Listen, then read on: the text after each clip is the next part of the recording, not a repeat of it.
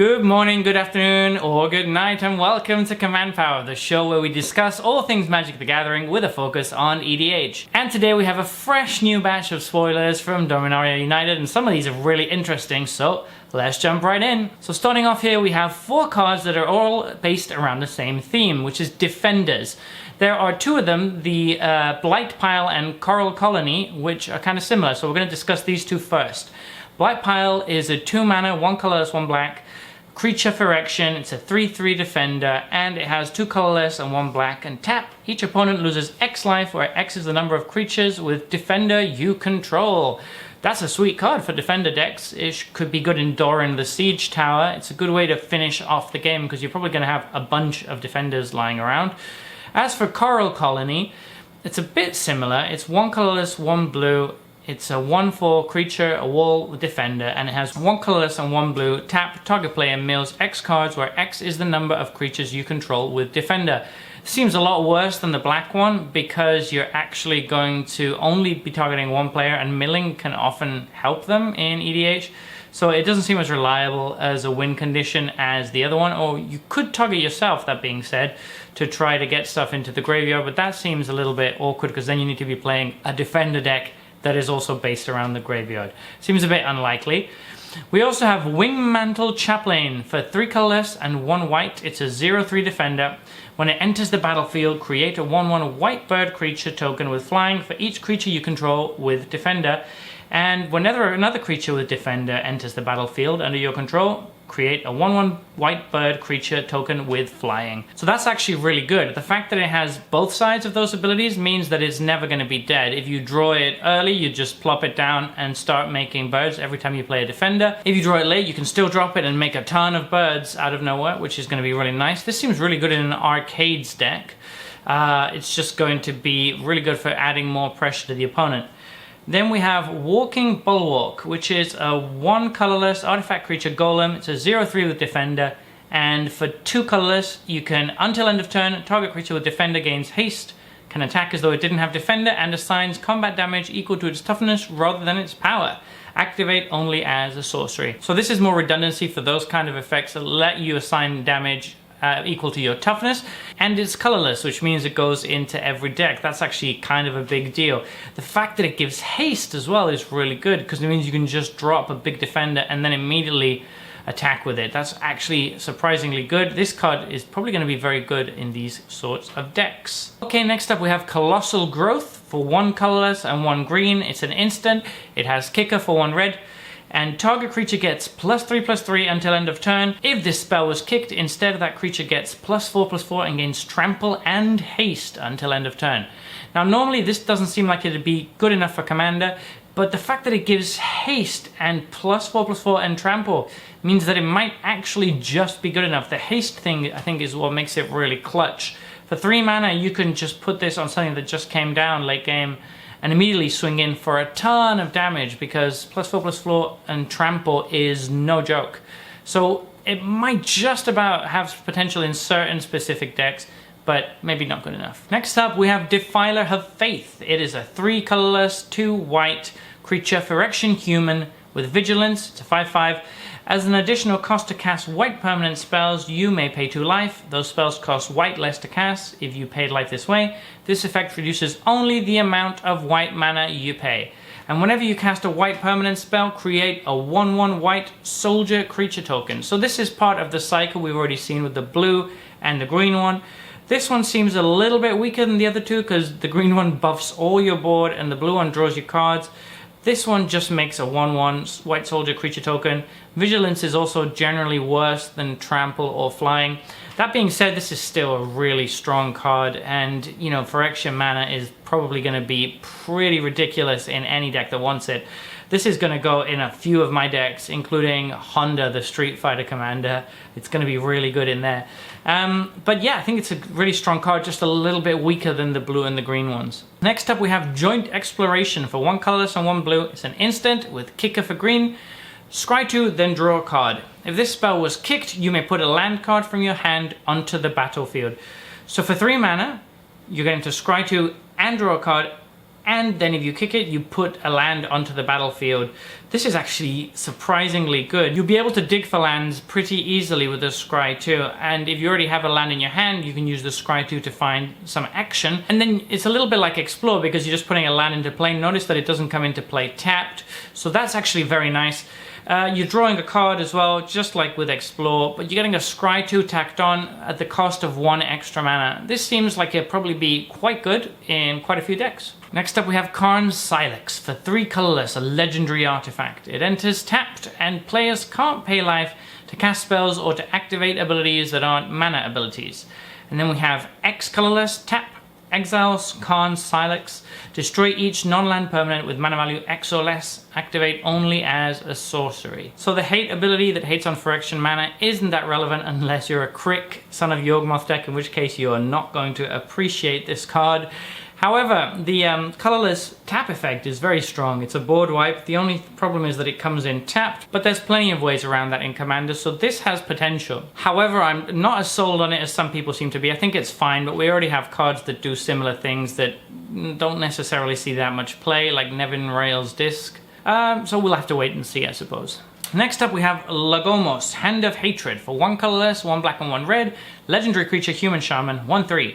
At the beginning of combat on your turn, create a 2/1 red elemental creature token with trample and haste. Sacrifice it at the beginning of the next end step.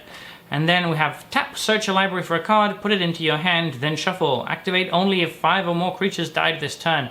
Wow, that's a very interesting commander. The second ability that lets you demonic tutor for just any card in your deck is amazing.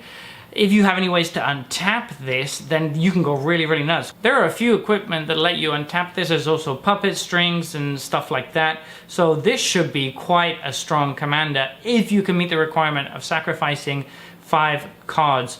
It doesn't seem that difficult to do. You don't actually need to sacrifice, just 5 creatures need to die. So if you're just attacking with combat, that works too. It also counts anything that dies from your opponent's side. So it might be actually not that difficult to achieve. The fact that it's also not at sorcery speed, unlike most of these abilities, means it's quite flexible. You can wait for somebody to have a big combat step during their turn and then just search up the best card in your deck.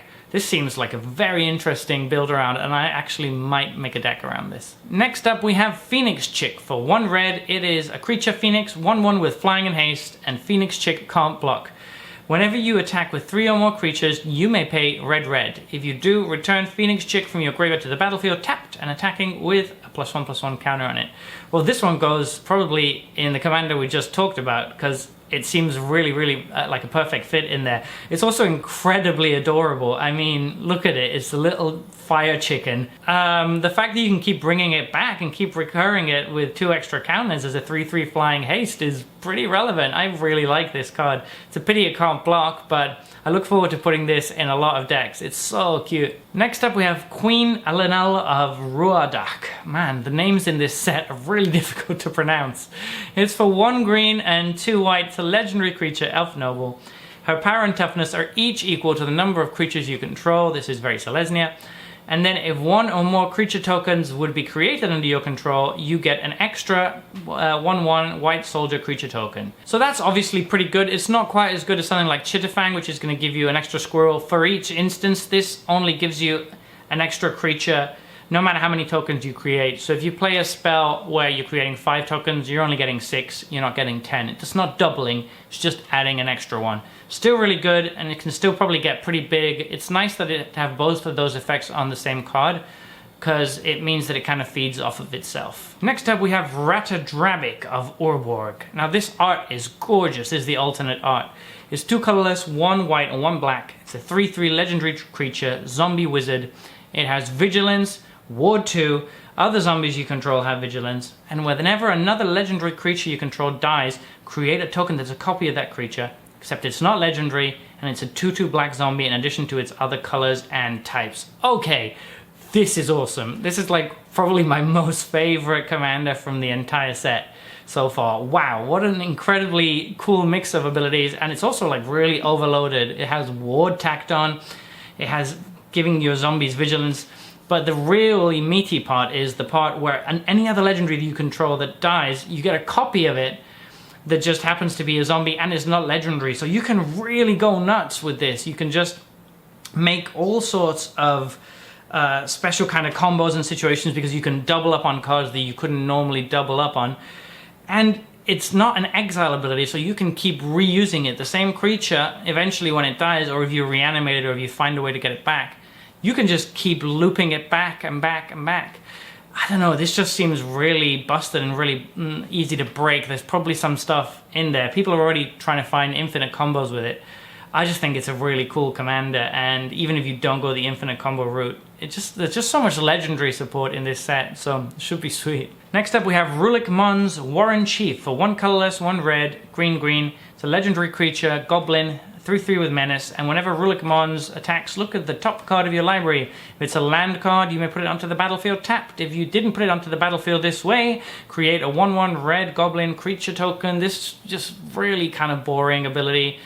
I don't think there's much to see here. Some of the uncommon commanders in this set have been really interesting. This one is not that interesting. It's just a gruel token landfall kind of commander. Yeah. Next up we have Runvelt Hoardmaster for 1 colorless, 1 red. It's a creature goblin warrior. It's a 1/1. Other goblins you control get +1/+1. And whenever Runvelt Hoardmaster or another goblin you control dies, exile the top card of your library. If it's a goblin creature card, you may cast that card until the end of your next turn. This is really good. Like, really? A 2-mana lord that also gives your goblins a death trigger that can lead to more card advantage and more goblins. This just is amazing in any goblin deck. This card seems very good. I don't think we've ever had any goblin lords for 2 mana. Mostly they're all 3 mana or above. So I think this is a very pushed card and should see play in all sorts of commander decks that are based around goblins. Next up we have Stronghold Arena for 1 colorless and 1 black. It has kicker, green and or white. When Stronghold Arena enters the battlefield, you gain 3 life for each time it was kicked. Whenever 1 or more creatures you control deal combat damage to a player, you may reveal the top card of your library and put it into your hand. If you do, you lose life equal to its mana value. This is a really, really interesting card, and I think the kicker ruins it. It's a pity, really. A lot of these cards with the double color kicker requirements make them kind of awkward because they could go in so many different cool commander decks, but now they can't because they have 2 extra colors tacked on. So this in particular feels like it could be really nice in decks that are based around losing and gaining life, such as the Witherbloom Commander from the Precon deck that lets you put counters on something based on how much life you've gained or lost this turn. This could be amazing in that deck, but you can't play it because it has a white color identity. So it's kind of unfortunate, I think, that all these kicker costs are stopping cards from going into decks that they would otherwise be really good in. It's a bit of a pity. Next is Temporary Lockdown. 1 colorless and 2 white for an enchantment. When Temporary Lockdown enters the battlefield, exile each non-land permanent with mana value 2 or less until Temporary Lockdown leaves the battlefield. This is probably not that good in Commander unless you're playing really competitive Commander, in which case it can deal with early boards very well. But those decks are kind of combo decks most of the time. So by turn 3, it might already be too late to deal with their board. So I'm not exactly sure if this can go anywhere in Commander. It should be really good in Standard to fight aggro decks, but in Commander it's probably not quite there, I don't think. We have Timeless Lotus for 5 colorless. It's a legendary artifact, mythic. Timeless Lotus enters the battlefield tapped and add Wooburg. So very interesting card. Again, it's going to tap for 5. It's kind of like Gilded Lotus, but tapping for 5 instead of for 3. Unfortunately, you don't get to use it the turn it comes down, so this makes it really quite slow and very, very vulnerable to removal, because if they blow this up, you've invested 5 and got nothing out of it. If they don't, you're in business, but it also only goes in 5 color decks because it has those 5 pips there. So this really restricts what kind of decks this can go into. I'm not sure about the potential with this. If you have enough ways to untap it, then it might be good, but just by itself, it just doesn't really seem strong enough. It gives you a big boost if it survives, but that's a really big ask because people are going to be wanting to kill this. Okay, next up we have Tutor Kennerud Sky Knight. What are these weird names? So for 2 colorless, white, blue, we have a legendary creature, Human Knight, with flying, and whenever you cast an instant or sorcery spell, create a 1/1 white soldier creature token. So it's basically a magecraft ability. There's probably some cute things you can do with this, with like cheap spells that you can recast or bounce or rebound and stuff. Yeah, it seems perfectly fine, not particularly exciting. Most of the uncommon ones haven't been super exciting, so let's move on. We have Urborglurgoif for 1 colorless and 1 green. It's a creature, it's a Lurgoif. It has kicker blue or black, and as it enters the battlefield, mill 3 cards for each time it was kicked. So you can mill up to 6 cards, you kick it twice. Its power is equal to the number of creature cards in your graveyard, and its toughness is equal to that number plus 1. This is another card that I think suffers a little bit by having 2 different color kicker costs, because again, it just limits what decks it can go into. Seems like it could be pretty good in certain decks. For example, my Carador deck would really like this, but it has a blue color identity, so it can't go in that. So it can only really go in Sultai decks. So it seems like it could be good in something like Muldrotha, but it's pretty restrictive because there aren't that many graveyard-based decks in Sultai that really necessarily want this, and it's just a pity that it can't go in other decks. Next up we have Warhost's Frenzy for 2 colorless and 1 red with kicker for 1 black. Creatures you control get +2/+0 until end of turn. If this spell was kicked, whenever a creature you control dies this turn, draw a card. So this is pretty good in that commander we talked about earlier. The one that if 5 creatures died that turn, you get to Demonic Tutor. With this card, you can also draw cards when you send in your guys to sacrifice them. I think this could be good in quite a lot of Rakdos decks, actually. A lot of Rakdos decks are sacrifice themed, and this is pretty good in those kind of decks because it lets you kind of draw more cards and have a really big turn in the middle of the game. The fact that it's also flexible and lets you also pump your creatures if you're going for the win means that it's a good card in either of the modes, although with this card you probably don't want to be kicking it because that's where most of the value lies. Okay, next up we have Weatherlight Completed. For 2 colorless, it's a legendary artifact vehicle. It's a 5/5. And it's the first vehicle without crew, which is very strange. So it says flying, as long as Weatherlight Completed has 4 or more Phyresis counters on it, it's a Phyrexian creature in addition to its other types. And whenever a creature you control dies, put a Phyresis counter on Weatherlight Completed, then draw a card if it has 7 or more Phyresis counters on it. If it doesn't, scry 1. So you need to wait for 4 of your creatures to die before it can attack or block. And in the meantime, every time a creature dies, you're going to be scrying 1. Then once you have 7 counters, as well as being able to attack or block, you're going to draw a card whenever one of your creatures dies. So this is a really good card in any aforementioned sacrifice deck. It's just a really good way to draw extra cards off of your creature dying, and it's colorless, so it goes into every deck. The only awkward part is it becomes more vulnerable once the draw card ability is turned on. That's actually a really nice design in a way, because once it becomes a creature and you're drawing cards of it, then it becomes a lot more vulnerable to creature removal. I actually really think it's a clever design, just makes it more balanced. Next up we have Zara Ojanen, Scion of Efraba. For 3 colorless, green, white. It's a legendary creature, a cat warrior. Whenever it becomes tapped, put a +1/+1 counter on each creature you control with toughness less than the number of basic land types among lands you control. This is fine, but there's a bit of a cap on it. If it's your commander, obviously you can only have 2 colors, so this is probably not going to work very well as your commander. It probably works better as 1 in the 99 of a domain deck, and in that situation it can be kind of good. You can put +1/+1 counter on creatures every time you attack until they reach a certain threshold, so it has an upper limit of how good it can be. It's a fine card. We have Sten, Paranoid Partisan. For 1 white and 1 blue, it's a legendary creature, human wizard. As it enters the battlefield, choose a card type other than creature or land. Spells you cast of the chosen type cost 1 less to cast, so it's a little bit like Grand Arbiter, Augustine IV. And then 1 colorless, 1 white and 1 blue. Exile Sten, Paranoid Partisan, return it to the battlefield under its owner's control at the beginning of the next end step. So just a nice little protection ability. It's okay, it's going to let you make things a little bit cheaper, and it's going to protect itself somewhat from removal. It's a fine card, but nothing to write home about, I don't think. Anyway, that's the end of our video today. If you have any comments, be sure to let me know in the comment section below. I read them all and I respond to all of them. And if you enjoyed this video, don't forget to click like and or subscribe. It really helps the channel and I really appreciate it. And until next time, take care.